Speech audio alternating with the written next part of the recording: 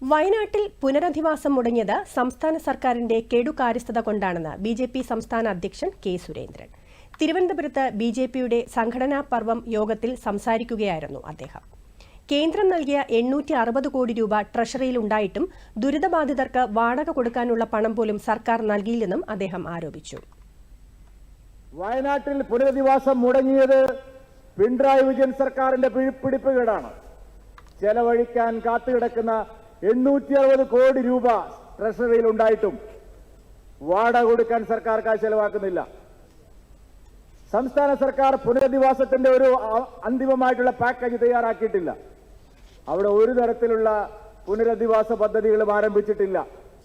കേരള ഗവൺമെന്റിന്റെ കയ്യിൽ മോദി സർക്കാർ കൊടുത്ത പണം കുമിഞ്ഞുകൂടി കിടന്നിട്ടും പുനരധിവാസം ആരംഭിക്കാത്ത നടപടി സംസ്ഥാനത്തെ ഏറ്റവും വലിയ ചർച്ചാ വിഷയമാവേണ്ടതായിരുന്നു.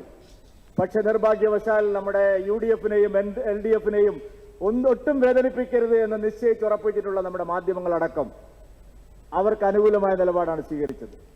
ഭാരതീയ ജനതാ പാർട്ടി വയനാട് ജില്ലയിൽ പുനരധിവാസ പ്രവർത്തനങ്ങൾ ശക്തിപ്പെടുത്തണം, ആരംഭിക്കണം എന്നാവശ്യപ്പെട്ടുകൊണ്ടുള്ള വലിയ സമരത്തിന് നേതൃത്വം കൊടുക്കണമെന്നാണ് ആലോചിക്കുന്നത്. ഇന്നത്തെ യോഗത്തിൽ ആ വിഷയം ഒരു പ്രധാന ചർച്ചാ വിഷയമായി ഉയർത്തിക്കൊണ്ടുവരണമെന്നാണ് ഞങ്ങൾ ആഗ്രഹിക്കുന്നത്.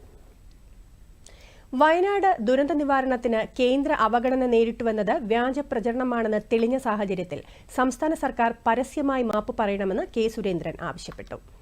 തിരഞ്ഞെടുപ്പ് നേട്ടത്തിന് വേണ്ടി വയനാട് ദുരന്തത്തെ ഉപയോഗിച്ച സർക്കാരും പ്രതിപക്ഷവും ജനങ്ങളെ വഞ്ചിക്കുകയാണ് ചെയ്തതെന്നും അദ്ദേഹം പറഞ്ഞു.